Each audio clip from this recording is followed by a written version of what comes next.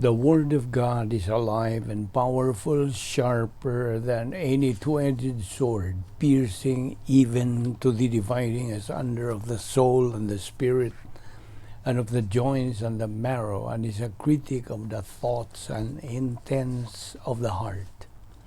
Ang tibuok nga kasulatan, gipaginhawa sa Dios, ug may kapuslanan alang sa pagpanudlo, alang sa pagpamadlong, alang sa pagpanulid, ug alang sa pagmatuto sa pagkamatarong, aron ang tao sa Dios mamahingpit masinangkapan, alang sa tanang maayong buluhaton.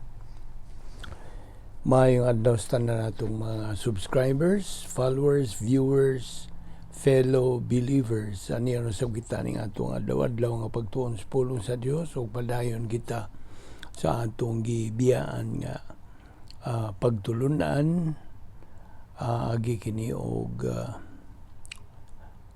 padayon. Okay? Kay kini atong pagtuon sa pulong sa Dios, series man kini. So naa kanimo ang pag-iuban ka nato, you have your free will, aron ikaw makatubo diha sa grasya kay balok ang Ginoong Kristo. Okay, so waindangan. Let us prepare ourselves now for the study of the Word of God. If you are a believer, you know what to do. Use the principle of 1 John 1:9, na nakanayon sa English, if we confess our sins, He, God, is faithful and just to forgive us our sins and to cleanse us from all unrighteousness. So, humani mo buhata ka na. Andam na sa ikaw sa pagtuon sa pulong sa Dios, kaya napunan ka naman sa Espiritu Santo. Apanalang kanimo dili pa magtutuo. You are still an unbeliever. If you want to join our Bible study, then first, you have to use your free will. Kanang imong kabubuton, hinatag ka na sa Dios. Ipagamit ka na niya sa pagtuo kang Ginoong Kristo ingon nga imong manluluwas. Mao kana ang iyang pagdapit kanimo. Use your free will. Aron ikaw masibo na sabog, mandam sa pagsalmot nining atong pagtuon sa pulong sa Dios. Believe on the Lord Jesus Christ and you will be saved. Acts 16:31. Okay. Atong ipadayon kagahapon, okay, palihog abli ang imong Biblia di sa Colosas kapitulo 3 bersikulo 12. Dini kita mohonong kagahapon. O kini na kanayon sa English, put on therefore as the elect of God, holy and beloved, bowels of mercies, kindness, humbleness of mind, meekness, long suffering. Now, elect. Unsa may buta sa butini? Of course, in English maning elect. Kini nakahulugan sa in English usab og chosen, elected, or election. Nga kini ma-aplikar lamang ngadto sa mga magtotoo. This is applied to believers only. Chosen. So kung ikaw magtotoo, you have been chosen, elected ka. Now, doon na may tulo ka matang sa eleksyon. Una niini ang mga Hudiyo, ang mga piniling katauhan sa Diyos, the chosen people, ang mga Hudiyo. Chosen sila. Ikaduha, si Ginoong Kristo to be the God-man. The Lord Jesus Christ was chosen. Okay. And then ang ikatulo, the church. Ang simbahan, ecclesia sa Grigong pulong, under the protocol plan of God. Kay kini kong church, diha sa 2 Corinto 5:17, gitawag ka na og new species. Okay? So, ingon nga mga magtutuo, ikaw pinalabi or pinili. Apanuan ay magpasabot nga na ay pinalabi sa Diyos. Wala. He is fair o ang buot lang pasabot ni nga ikaw, you have been chosen because through His omniscience, naibawaan niya nga ikaw dawat sa kaluwasan. So, nahimo kang chosen. Now, napoy pulong nga giingon og predestination. Now, kining predestination, pagpahimutang ng daan sa Dios kini for those who will be saved. You see?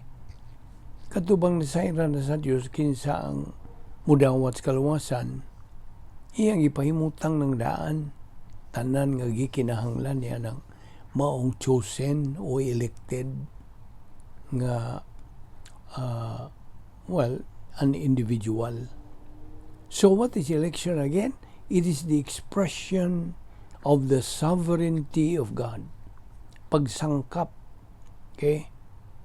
Expression of the sovereignty of God long before the human race and the universe existed, before anything else existed. So, wang bagyod ang tanan. Now, of course, God willed the best and the highest to those who will get saved. Iyan ang giandam. Okay? Now, ubos sa prinsipyo ni ining election, ang Diyos mihatag og kinabuhi to those who will be born in this world. Siyang nihatag sa kinabuhi. Namungutan ako nimo, kinsa may nagbuot nga a person be born. Kinsa man. Ang mga ginikanan, sila ang nagbuot, they willed that a person be born. But ang sunod yung pangutana, follow-up question, but who willed that a person who is born be alive or dead? Na ang tubag, ang Diyos na. Iyan na nang bahin sa Diyos. That's His part. Siya ang naghahatag og unsa kinabuhi. Now, diya sa 1 Timoteo 2:3, for this is good and acceptable in the sight of God and Savior. Verse 4, who will have all men to be saved, excuse me, and to come unto the knowledge of the truth. Ug mao nga, ubos sa prinsipyo ni ining election, God will the best and the highest. Niadtong magpaluwas na, who will get saved. See, ginamit ang ilang kabubuton. Actually, the elected are members of the royal family of God. Ikaw nga magtutuo, sakop ka naman sa harian ng panimanay sa Diyos. You are now a member of the royal family of God. Niya, gawas pa, ikaw timbrihan na sa Espiritu Santo. Di na kanang kanang timriha. Di na mapanas. Unsa pa? Ana kana niya ng escrow blessings nga gideposito alang kanimo nga imong madawat sa higayon nga ikaw magkakabot na sa capacity stage sa protocol nga plano sa Dios. Once you reach the stage of capacity for life, which is kanang mao mo gid ang atong goal, atong tumong in the protocol plan of God. Now, unsa man po ning predestination? Predestination. Kini is the provision of the sovereignty of God for you in eternity past, for your execution. Alang sa imong pagtuman sa protocol nga plano sa Dios. Apan ang magtutuo napasay kagawasan to use his volition, whether to avail of God's plan, provision or not. Napasay kanang kapilian na siya kagawasan sa pagpili. Ephesians 1 verse 4. According as He has chosen us in Him before the foundation of the world, that we should be holy and without blame before Him in love. Now, kanang in love, underline that.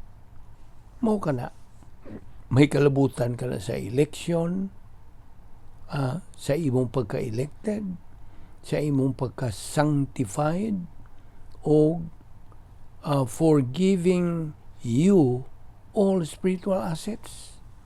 Isangkap ron sa Diyos kanimo ang tanang mga kasangkapan ng espirituhan nun. Now, verse 5, having predestinated us unto the adoption of children by Jesus Christ to Himself, according to the good pleasure of His will.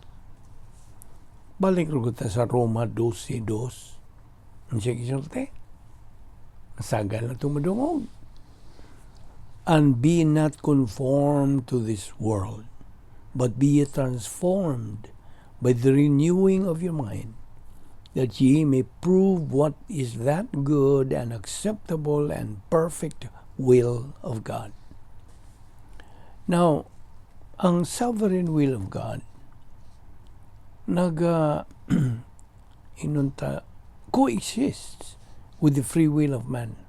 Madunga na ang free will nato ng mga magtutuo og ang pagka-sovereign sa kabubuton sa Dios. They coexist. Now, ang usa ka magtutuo nga pildiro, who is a loser, is a result of his decision from his volition to be a loser. Tungod sa iyang pagka-negatibo ngadto sa pulong sa Dios. Negatibo ang iyang attitude. You see, that believer made himself stupid and an idiot in life. You see, he's just a product of his own decision. Mamayang ipili. So, produkto rin siya sa iyang decision. Colossians 3:12, again, put on therefore as the elect of God, eklektos, holy and beloved, bowels of mercies, kindness, humbleness of mind, meekness, long-suffering. Elect, eklektos. Ang sabot, chosen, elected, or election, nga maaplikar lamang ngadtos mga magtutuo. Only to believers. So, ang tanan nga mga magtutuo are chosen, pinalabi, pinili. Okay? Now, ang aorist tense sa eklektos is eklegomai. Eklegomai. Ang sabot pa sabot. Meaning, our being chosen, our being elected, was done by God long before the foundation of the world. Ephesians 1:4. Kita niyo mo? Dito na, nahitabo na ni. Long before, sa wapag yun ang pagbuhat ining universo. Wapag yun tanan. But our being elected was done completely sa dihang nga kita mihimog desisyon to believe in Christ. Diha magyoy punto sa itong kinabuhay. There was a point in our life we heard the gospel and we made our decision to believe. Now, all these things nga itong ginisgutan actually are about believers. Ilabi na katong nakakabot na yun sa area of spiritual adulthood. Because if you are still a believer in the area of spiritual childhood, bata ka pa, you would think these things would be impossible to attain. You know, yun mo yung mag-imposible na makabuot na to na. You see? Kaya napaman siya sa area of spiritual childhood lagi. So, let us remember, hinumduman na to, nga bisag unsay atong imong desisyon sa kinabuhi, kita o kita ra gayon ang manubag. We are the only one answerable, responsible, and accountable for that decision. Nobody else. So I hope na sil-sil na yun na nimo. Colossians 3:12 again, election and predestination, they go together. Okay? Nantiman ni katong Hebrewan 11 size. Kunwa kay pagtuo, imposible gyud sa pagpahimuot sa Dios. Without faith, it is impossible to please God. Now, bahin o kaluwasan, des primero Timoteo 2:4, ang isulti pulong sa Dios, who will have all men to be saved and to come unto the knowledge of the truth. Yeah. Episo 1:3, God who blessed us with all spiritual blessings in heavenly places in Christ. Kita God, pagkakaroon nga nagtuon tas pulong sa Dios. We are not wasting our time. In fact, we are purchasing the time, as the Word of God says. We have to purchase. We have to redeem the time. Kaya nga naman, tungod kay ang mga adlaw labihanas pagkadautan. Because the days are evil. So believers have to redeem the time. And this is what we are doing. We are trying to redeem the time. Pinagi sa pagpuno kanato sa Espiritu Santo. Now, pahimosli, ano yung akong gidasig kamo nga nagasunod ng atong ministry? Pahimosli ang higayon tungod kay dautan na ang mga adlaw. Dautan. Maunay, huna-hunaon mo maunay, inahanglan kanang you will realize, makaamugo ka. No, dito ra sa langit, kita ra bang mga magtutuo, doon natay atong kaugalingon nga Museum of Heaven. Okay? Ang Dios buot nga atong mapuno to fill it up kini Museum of Heaven. Punon ang suod niini with divine good works. You see? Dili human good works. Naibaw naman ta. Unsay pasabot nini. Unsay definisyon nini human good works o divine good works. Kung malikon ang definition nini human good works. Human good works is anything and everything a believer does outside of the plan of God, outside of the power system of God, outside sa operational divine dynasty. Huwag gani ka dito sa sod, ang imong buhaton nga mga maayo, mahog rin tanan o tinawhanon o tawanon nga mayong binuhatan. Gitandi raw na sa pulong sa Dios o kugon, kahoy o dagami. Imong sindihan na, imong kadlitan na imong pusporo, di ba na mo silaob? They are combustible. Masunog dayon niya, maugdaw.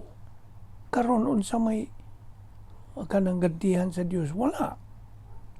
So mo to so dito si mong Museum of Heaven. Ug mahimo na lang to nga unsa. Kana lost opportunity. You see? Di naman mahimo ni mo bakwion. Ito ang nagbukas langit. Apan ang divine good is defined as anything and everything a believer does inside the plan of God, inside the protocol plan of God, which is otherwise called unsa, operational divine dynasty. Kaya mo man na itong dapit nga ipapuyo sa Diyos kanato, kay tuwa man ang gahom sa Diyos. That is God's power system.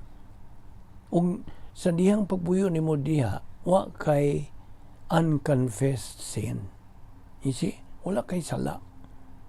Imo nang gipanghinganlan, imo nang kumpisal, o imo nang gisugid tanang mga sala ngadto sa Dios nga mahan mo na nga ikaw anaan niya ng dapita ug sa diha nga mobuhat kag maayong binuhatan kana sigurado nga divine good works.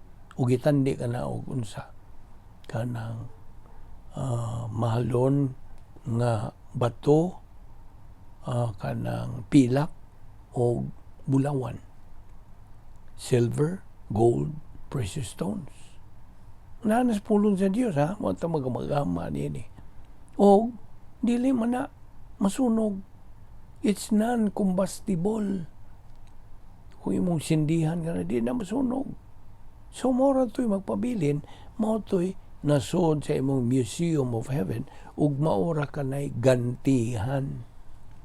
Inigabot na ito dito sa langit. Okay? So, God wants us to fill it up with divine good works. Sabot? I hope na sabtan mo na. Review na magyuning atong isugutan ni ba? So, it's presume nga nahibawanan ni mo. Now, ang usa ka magtotoo needs to be a doer of the word. Not only hearer, ha? Ang pulong sa Diyos, nagamando nga. Be a doer. Kaya tumana, buhata. Dili kay tigpaminaw ka lang. Now, He is to consistently, persistently function sa iyang espiritualon nga paghinabuhi. Apan di maka-function lagi sa mong spiritual life kung carnal ka o carnal gani ka, wa ka sa operational divine sphere, wa ka sa protocol plan of God, tuwa ka sa gawas. O kung tuwa ka sa gawas, ang tuwa ka sa gahom ni Satanas. Yung tawag na to cosmic dynaspheres. So, he needs to be consistently and persistently studying, learning, believing and applying Bible doctrine every moment of every day. Nga namang every moment of every day man. Tungod kay kita, atubang man o unsa, mga suliran sa kinabuhi. Atubang man sa unsa. Atong pagkamananaog, mga requirements, sa man mo pagkamananaog kung wa kay pagtubo di sa pulong sa Dios. You see? Now, in fact, kining maong proseso, this process is done in a moment-by-moment basis. Kung yusob na po. Lagi. The believer needs to be an epinosis believer. Dili lang kay gnosis lang. So, Colossians 3:10 again, and have put on the new man. Ipasulob lagi ang atong bagong pagkatao. That is being renewed unto knowledge after the image of him that created him. Now, being or becoming the new man, ang bagong kinaiya, nag-aagad lamang kini sa pulong sa Diyos o pagpuno sa Espiritu Santo. It depends upon Bible doctrine and filling of the Holy Spirit and growing in grace and knowledge of the Lord Jesus Christ. 2 Peter 3:18. See? Balik-balikon gini nato hangtod na sil-sil lagi diha sa imong alimpatakan. See? O kung kanang tuon ka sa pulong sa Dios, be sure nga kanang gnosis doctrine nga imong nasabtan, kanang imong tuuhan, you embrace it. Okay? You believe in it. So diha ang Espiritu Santo mulihok dayon. Siya ang mumetabolize niya na. Himuon niya ng epinosis Bible doctrine. Epinosis. Labaw pa sa gnosis doctrine. Labaw pa sa academic knowledge. It's already wisdom. Kakma. You see? Ephesians 4:23 again. And that ye be renewed in the spirit of your mind. Okay? On your verse 24. And put on the new man. Nabalik na po. that after God hath been created in righteousness and holiness of truth. Now, diya sa 2 Korinto 5:17, balik ko na po na to. Wherefore, if any man is in Christ, he is a new creature. Bago na siyang binuhat. The old things are passed away. Behold, they are become new. Na, bago na. Ang usa ka Kristohanon, paminaw, a Christian is being saved and becoming spiritually mature.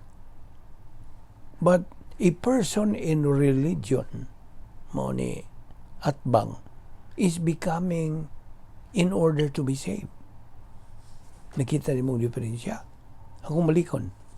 A Christian is being saved and becoming spiritually mature. But a person in religion is becoming in order to be saved pa. You see?